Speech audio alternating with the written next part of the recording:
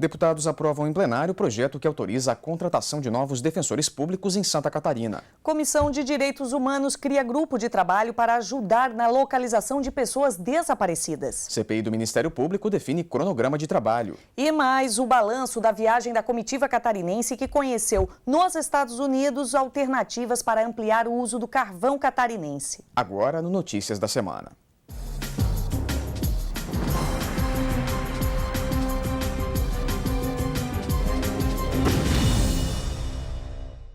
A Comissão de Direitos Humanos da Assembleia esteve esta semana em Joinville, no norte do estado, para discutir o desaparecimento de pessoas. Durante os debates, foi criado um grupo de trabalho para discutir estratégias e ações relacionadas ao tema. Relatos comoventes de famílias que buscam por pessoas desaparecidas. A audiência pública realizada em Joinville através da Comissão de Direitos Humanos trouxe à tona a dificuldade que as famílias enfrentam quando alguém desaparece. De acordo com dados da Polícia Militar, em Santa Catarina, todos os anos são registrados 3.000 desaparecimentos. E desses, 40% são crianças e adolescentes. Na audiência pública, várias famílias relataram a dor causada pelo desaparecimento de seus filhos. Jair Lopes procura Wesley há mais de 8 meses desaparecido em Araquari. Ele desapareceu, mas ele foi levado pela polícia. A polícia militar levou ele.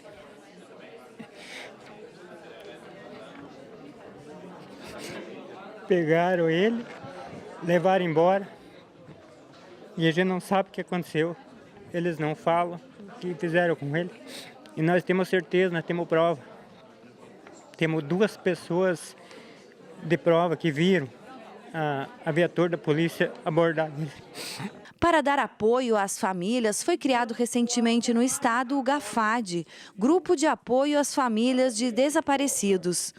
De acordo com Elodie Alves, que tem um enteado desaparecido há 3 anos, o grupo busca acolher e dar solidariedade às famílias que vivem esse drama. Agora nós do GAFAD, graças a Deus, estamos ali, não torcendo que aconteça, é lógico, mas esperando que, se acontecer, nós estamos ali para emprestar o nosso ombro, já que a sociedade e as autoridades não fazem nada por nós, pelos familiares e muito menos pelos desaparecidos. Então, nosso grupo tem essa finalidade, primeiramente, acolher. Através de uma iniciativa pioneira em Santa Catarina, a Polícia Militar criou em 2002 o programa SOS Desaparecidos. A equipe focada em missão de atendimento e resposta ao desaparecimento já conseguiu localizar 116 pessoas. De acordo com o coordenador do programa, o Major Marcos Claudino, o trabalho de conscientização da tropa tem contribuído para os resultados positivos. E se houvesse a integração de dados, o número de pessoas localizadas poderia ser maior. É muito interessante e seria primordial para que se esse cadastro realmente for efetivado no Estado, que ele seja realmente compartilhado. Assim, exemplo disso é que hoje as estatísticas, de desaparecimento, elas não são compartilhadas. O que é que isso acontece?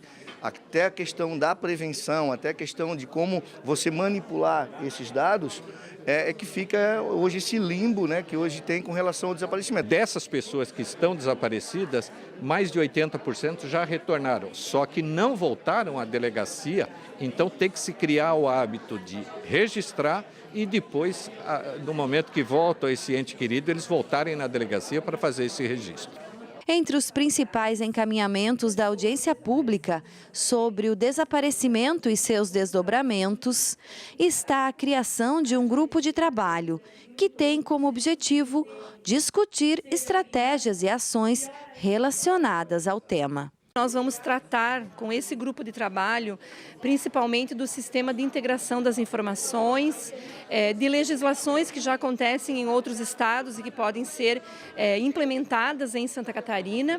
E também nós vamos constituir um grupo de trabalho onde possa ter um planejamento de ações que envolvam a educação, através de informações às escolas, às creches, também em relação aos hospitais, emergências, e também na assistência social, porque muitas dessas pessoas podem ser identificadas e encontradas nos hospitais, nas emergências, nas escolas e moradores de rua. Então esse é o objetivo, é somar forças, integrar as informações para que a gente possa então dar uma vida mais digna a essas famílias e encontrar essas pessoas também. Já em São José, lideranças dos municípios que integram a regional da Grande Florianópolis se reuniram com parlamentares da Comissão de Finanças. O encontro serviu para a definição das demandas que deverão ser incluídas no orçamento estadual do ano que vem. A audiência foi realizada no auditório da Federação Catarinense de Educação Especial. Representantes dos 13 municípios da Grande Florianópolis participaram. O presidente da Comissão de Finanças e Tributação, deputado Gilmar Knesel, conduziu os trabalhos. Outros parlamentares também participaram dos debates.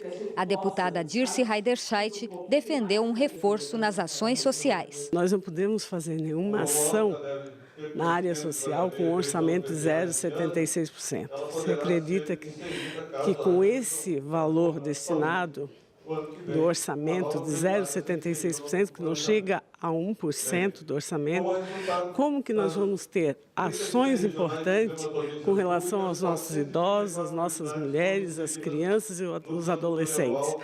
É praticamente impossível. A comunidade definiu como prioridades da região a serem incluídas na Lei Orçamentária Anual de 2015 as seguintes ações: revitalização da SC 281 entre São José e São Pedro de Alcântara, a pavimentação da SC 108 no trecho entre Angelina e Major Gersino e a implantação de centros de atenção psicossocial 1, 2 e 3 e implantação de políticas de saúde mental de atenção básica na Grande Florianópolis.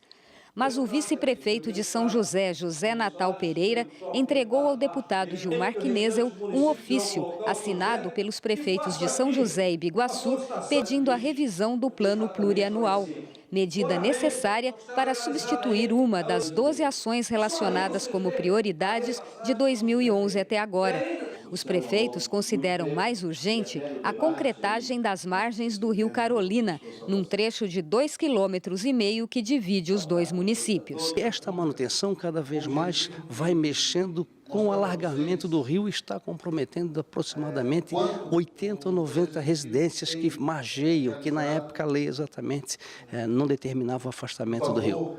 E tem nos deixado preocupados exatamente, por isso que viemos pedir o auxílio dos deputados hoje, no tocante a esta emenda assinada pela prefeita Adeliana e prefeito Castelo do município de Biguaçu. O deputado Sargento Amaury Soares foi o anfitrião da audiência. Morador de São José, ele reclamou da verba destinada à Grande Florianópolis, que é uma região muito maior que outras do estado. Por ser a região da Grande Florianópolis, da capital, a maior parte da concentração dos estabelecimentos de saúde, por exemplo, do estado estão concentrados aqui nessa região, tem muita demanda de outras regiões e leva ao afogamento, né? Eu acho que é preciso se investir mais nas questões sociais, para além das questões de infraestrutura.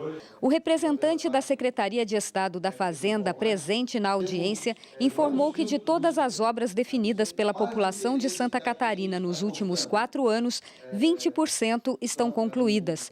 Na Grande Florianópolis, 10% foram realizadas.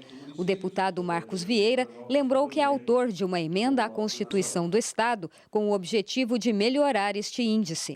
Trata-se, pois, de uma emenda à Constituição do Estado, tornando as ações aprovadas nas audiências do Orçamento Regional sendo colocada no PPA, na LDO e no orçamento de forma impositiva, ou seja, decidiu aqui foi para essas 3 importantes leis, o Poder Executivo fica obrigado a executar no ano subsequente. O presidente da Comissão de Finanças e coordenador das audiências do Orçamento Regionalizado vê uma outra vantagem na proposta de emenda constitucional do deputado Marcos Vieira. Tem que ir para as regiões com um valor definido, né? E cabe à região, dentro daquele valor, dentro de um critério justo, né, de um critério transparente, que leva em conta o número de habitantes, a extensão geográfica, índice de desenvolvimento econômico, IDH, humano também,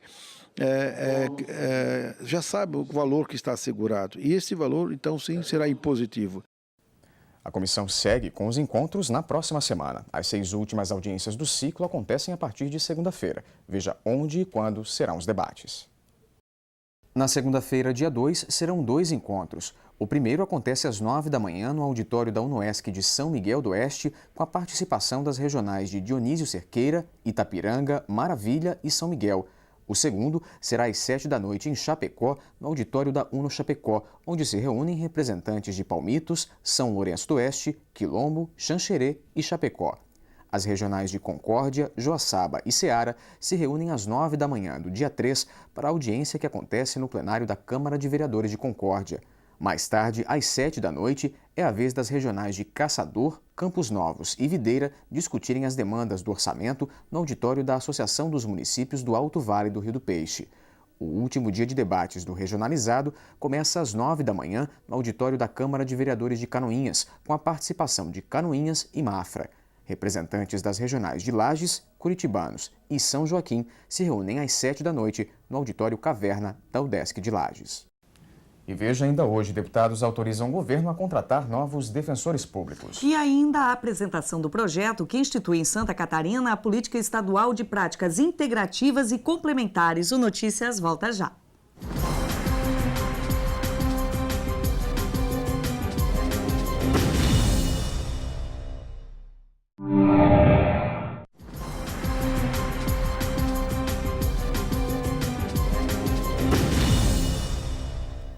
A Comissão dos Direitos da Criança promoveu em Brusque, na região do Vale, o 3º seminário regionalizado sobre a gestão municipal do FIA, o Fundo para a Infância e Adolescência. O objetivo é atender menores em situação de vulnerabilidade.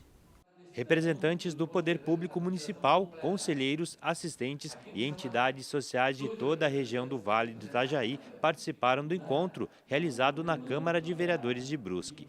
Os participantes assistiram a palestras sobre a operacionalização dos fundos municipais. Eles são responsáveis por captar recursos por meio da doação do imposto de renda de pessoas físicas e jurídicas, que serão aplicados em projetos sociais voltados à promoção da infância e da juventude. Qualquer pessoa física pode destinar até 6% do imposto de renda devido e as empresas podem destinar até 1%. A Receita Federal estabelece outras regras para as doações, o que ainda dificulta a adesão de mais contribuintes. O contribuinte pessoa física só pode fazer a doação se ele fizer a declaração pelo modelo completo. No decorrer do ano, ele vai fazer a doação depositando na conta do FIA. O FIA vai emitir um recibo para a pessoa que doou e vai fazer uma informação para a Receita Federal chamada DBF, Declaração de Benefícios Fiscais. Essa informação vai cruzar com a declaração do contribuinte e ele não vai ser questionado pela Receita Federal.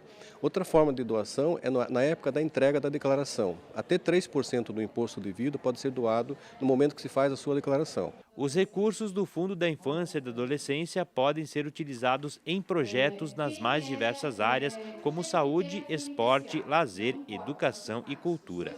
Um conselho paritário entre governo e sociedade faz a gestão do fundo e a análise dos critérios antes da aprovação dos projetos. Mas, para usufruir desse dinheiro, é preciso apresentar projetos que cumpram uma série de requisitos. A entidade tem que estar registrada junto ao Conselho de Direitos e os programas têm que estar inscritos junto aos Conselhos de Direitos de cada município, cada qual no seu município. A partir disso, as entidades então encaminham os seus projetos para os Conselhos de Direitos, os conselhos fazem análise desses projetos, se tudo está ok, se o projeto também vem ao encontro das necessidades de atendimento da criança e do adolescente, daquele município, daquela necessidade momentânea, o projeto é aprovado pelo Conselho. Se o recurso já estiver na conta do fundo, automaticamente este recurso é captado através de um convênio que é feito com a municipalidade.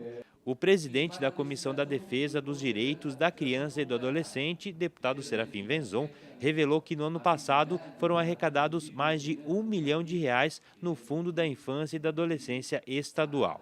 Apesar disso, não foi executado nenhum projeto com esse dinheiro. Por isso, o parlamentar destacou que é preciso fortalecer os fundos municipais para ter mais facilidade em executar esses projetos. Que a gente possa, de fato, apresentar projetos na área da criança e adolescente, na área do esporte, da cultura, a música, o teatro, a qualificação profissional.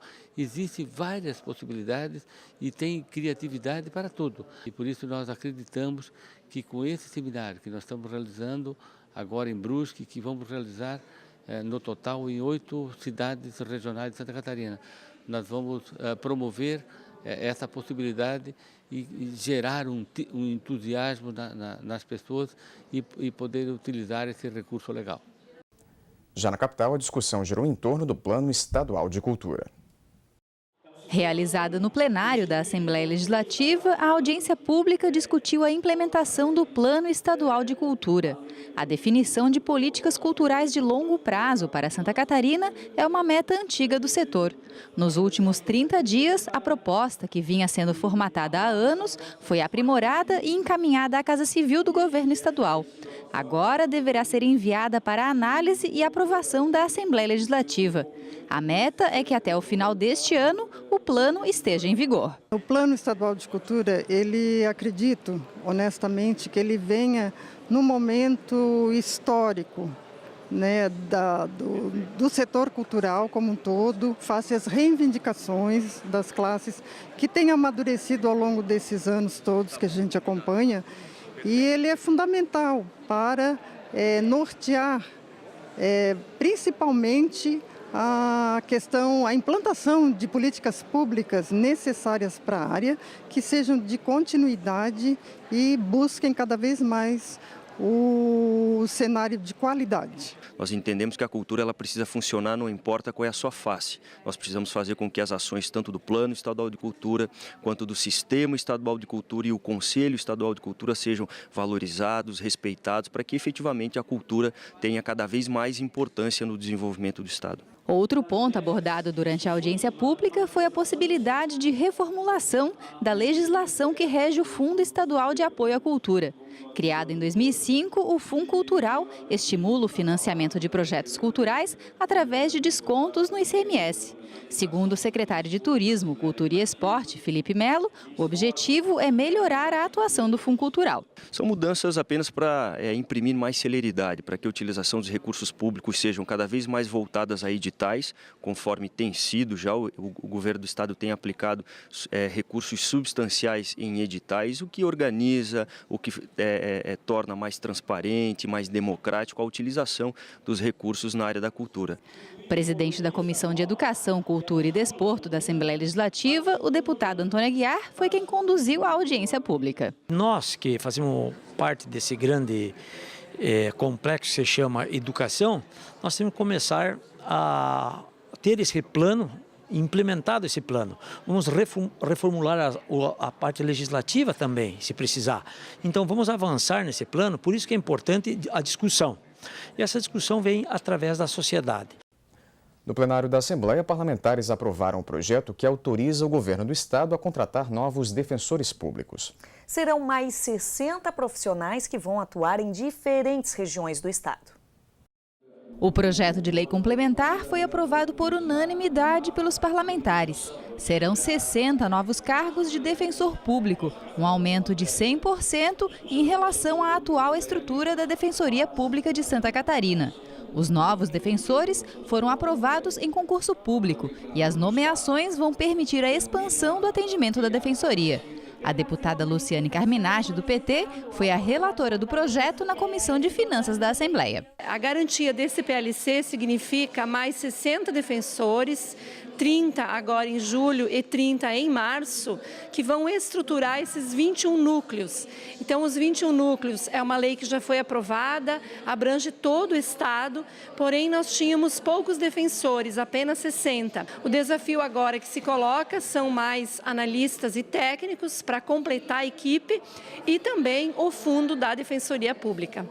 O líder do governo na Assembleia, deputado Aldo Schneider, do PMDB, também defendeu a ampliação no número de defensores públicos. A importância está aí porque chega efetivamente lá onde precisa chegar, que é a sociedade, a população carente de Santa Catarina. O segundo é o restabelecimento de um compromisso que o governador tinha com o defensor geral e com a Associação dos Defensores de Santa Catarina, que ainda nesse ano nós aprovaríamos um projeto aumentando de 60 para 120 o número de defensores. Então nós estamos contratando 30 agora em 2014 e 30 em março de 2015. Falando em projeto que institui em Santa Catarina a Política Estadual de Práticas Integrativas e Complementares no Sistema Único de Saúde, foi protocolado esta semana no Legislativo. A matéria, de autoria da Comissão de Saúde, é resultado de uma série de debates com profissionais da área. O projeto de lei que está sendo proposto pela Comissão de Saúde da Assembleia Legislativa prevê a implantação da Política Estadual de Práticas Integrativas e Complementares no Sistema Único de Saúde de Santa Catarina. O objetivo é estimular Estado e municípios catarinenses a utilizarem práticas como acupuntura, homeopatia, plantas medicinais e fitoterapia e até o termalismo, onde o tratamento é feito com águas termais.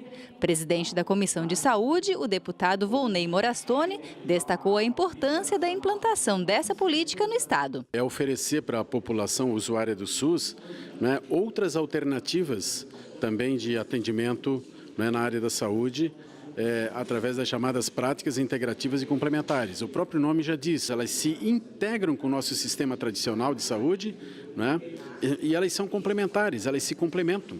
Então uma coisa não é contra a outra. O projeto de lei deverá ganhar a assinatura dos 7 parlamentares que são membros da Comissão de Saúde e então começará a tramitar no Parlamento. A formatação do PL envolveu representantes de diferentes práticas integrativas e complementares. O grupo de trabalho colaborou com uma série de sugestões, colhidas ao longo dos últimos 3 meses. Em foco, as vantagens desses tratamentos que costumam ter uma visão mais integral do ser humano. Nós vamos conseguir diminuir os custos, a partir do momento que eles forem realmente implantados nos municípios, a gente consegue uma redução de custos e uma eficácia melhor em termos de resolução dos problemas de saúde. Isso é o que tem se comprovado na prática. Inclusive, alguns trabalhos já têm sido publicados até no município de Florianópolis, demonstrando que o número de uso de medicamentos analgésicos e anti-inflamatórios tem sido reduzido com a implantação da acupuntura. E depois tem uma visão do ser humano de forma integral, não em partes, não apenas por partes, mas como um todo.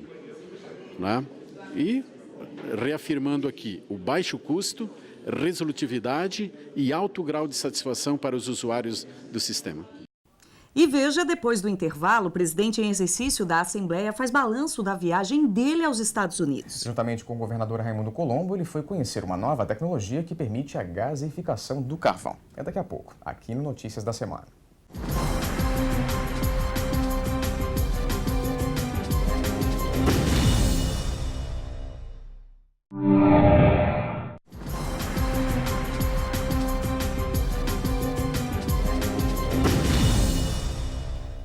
A CPI, que investiga a compra de um imóvel sem licitação pelo Ministério Público do Estado, já definiu o cronograma de trabalho do colegiado. O roteiro inclui datas, documentos e pessoas que serão ouvidas pelos deputados.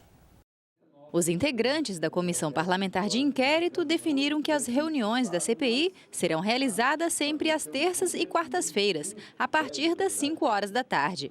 Também ficou definido que serão convidados para acompanhar todas as reuniões um representante da Ordem dos Advogados do Brasil, da Associação dos Delegados de Polícia de Santa Catarina, do Sindicato da Construção Civil e do Tribunal de Contas do Estado. Ao tempo que eles vão tomar conhecimento também dos fatos, deputados, eles poderão fazer o acompanhamento da parte que lhe compete dentro de um processo investigatório. Então é importante isso dar transparência ao processo investigatório aqui da Assembleia Legislativa de Santa Catarina e permite também com que a sociedade catarinense possa sentir essa confiabilidade nas informações que serão colhidas, até porque serão acompanhadas não somente pelos deputados, mas também por segmentos importantes da sociedade catarinense.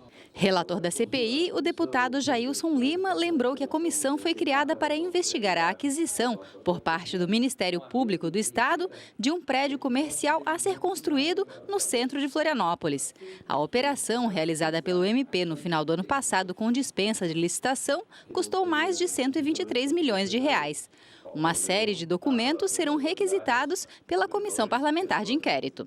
É fundamental, de forma oficial, requisitar todos os documentos que eu já recebi de acordo com a Lei de Direito à Informação do Ministério Público, solicitarmos cópia integral de todo o procedimento que houve de interdição desse terreno que estava no Tribunal de Justiça, solicitarmos processos protocolados lá de outros terrenos com os respectivos valores que pode ter havido no Ministério Público, isso nós não recebemos, se há.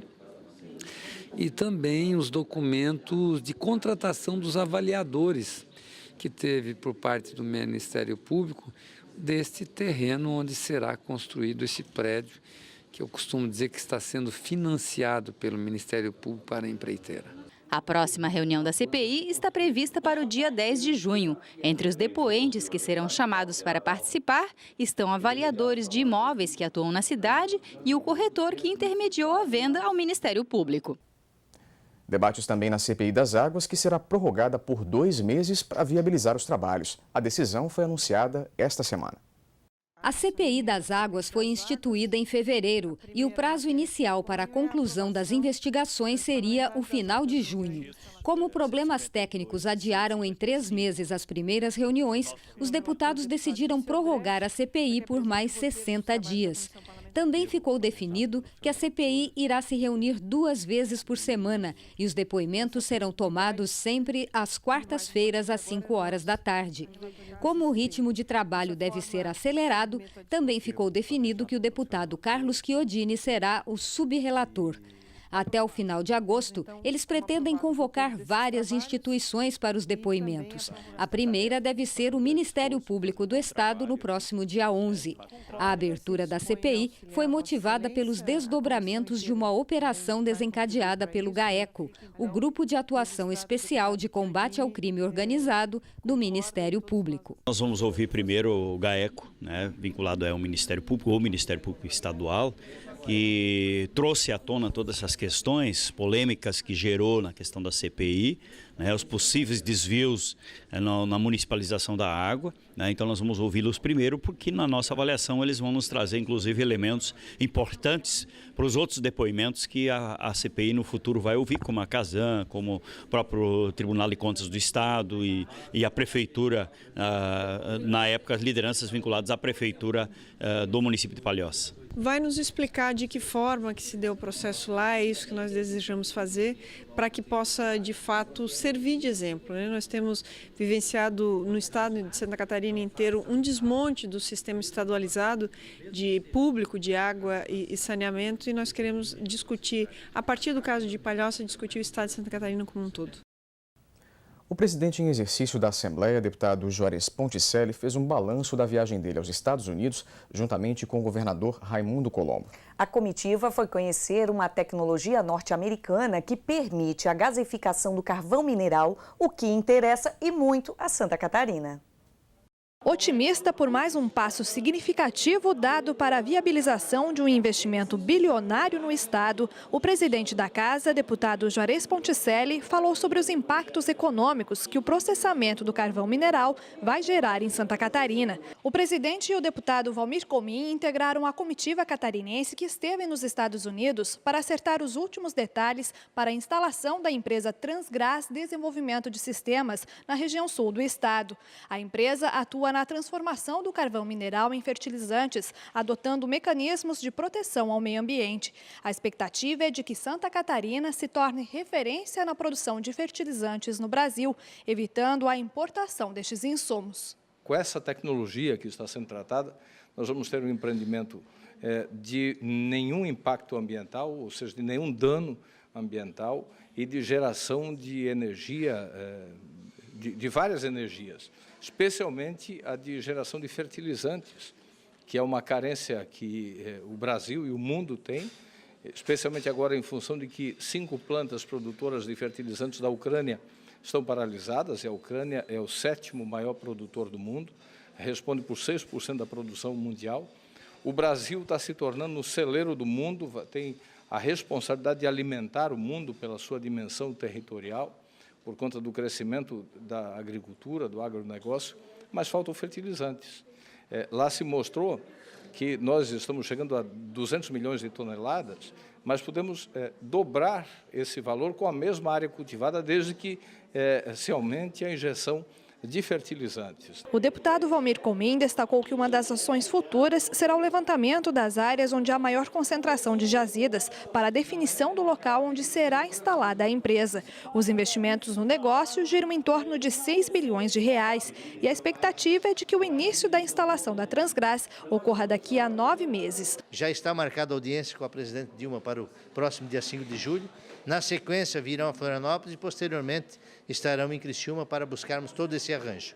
Esperamos que dentro de 9 meses se estabeleça uma concepção de aquisição de terrenos e os licenciamentos das questões ambientais e depois teremos mais 3 anos para a elaboração e construção desta planta que vai com certeza buscar autonomia, dar segurança jurídica e vai deter 10% do que o Brasil hoje importa, principalmente da Rússia. E para fechar, o desfecho das atividades de um grupo de estudantes que essa semana vivenciou o dia a dia dos parlamentares catarinenses. Eles participaram da 17ª edição do programa Parlamento Jovem, promovido pela Escola do Legislativo. Tudo acontece como numa sessão ordinária tradicional. A diferença é que as cadeiras do plenário são ocupadas por 40 adolescentes, vindos de 8 escolas das mais variadas regiões de Santa Catarina. Cada instituição de ensino sorteada pelos parlamentares seleciona 5 alunos que têm a chance de conhecer a rotina do parlamento e aprender, na prática, as funções de um deputado estadual. A Assembleia Legislativa promove 2 edições por ano do Parlamento Jovem, uma em cada semestre. Os deputados estudantes ganham hospedagem na capital e passam 3 dias aqui no Palácio Barriga Verde em atividades similares às dos parlamentares. Eles elegem a mesa, definindo presidente, vices e secretários, instalam e distribuem comissões, promovem reuniões para análise dos projetos que foram formulados nas cidades deles, com a ajuda da comunidade e dos colegas de trabalho. A programação termina sempre na quinta-feira à tarde, com a sessão ordinária. A sessão segue o regimento interno. Cada equipe representante de uma escola forma um partido político fictício e os jovens parlamentares sobem à tribuna para defender projetos de lei, indicações e moções. O deputado estudante Édipo Bosa, do município de Morro Grande, quer transformar em lei o destino correto para as bitucas de cigarro. Apesar de ser um lixo pequeno, é um lixo com muitos produtos tóxicos, que podem prejudicar a saúde do ser humano e a saúde dos animais, e ambiente e etc. A deputada estudante Ana Carolina Martins da Silva, de Joinville, está preocupada com o bullying e o racismo nas escolas. Nós pedimos que há mais campanhas, há projetos contra o bullying, contra o assédio moral de professores, de alunos, é isso que nós estamos reivindicando. O Parlamento Jovem é coordenado pela Escola do Legislativo deputado Lício Mauro da Silveira.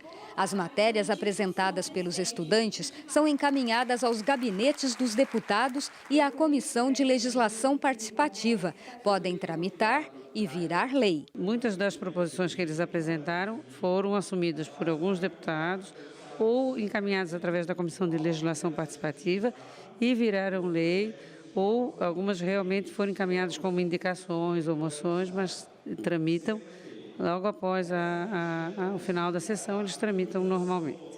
Os estudantes que participaram desta edição comprovam a importância do programa, que ensina aos jovens o exercício da democracia através da atividade política. Foi uma experiência única, né? Até porque a gente que não tem um conhecimento e uma vivência no mundo político, a gente não sabe como funciona para se criar uma lei, para se criar um projeto, né? E foi através do Parlamento Jovem que a gente pôde ter um conhecimento maior, uma visão mais ampla sobre como funciona, como os deputados agem aqui dentro, né? Foi uma experiência maravilhosa. Eu não sei como agradecer ao pessoal do parlamento, porque foi incrível, assim. Agora eu vou seguir minha vida de uma forma totalmente diferente. É muito importante a política nas nossas vidas. Foi isso que a gente aprendeu aqui.